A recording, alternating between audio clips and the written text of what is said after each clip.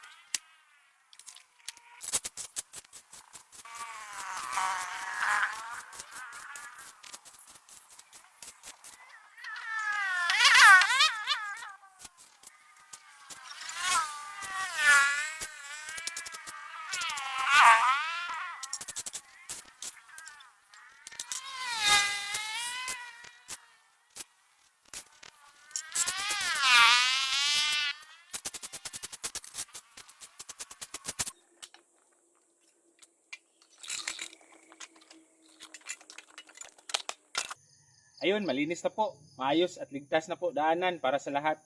Sana'y nagustuhan nyo ang content ko ngayon. Please follow and share. Maraming salamat po.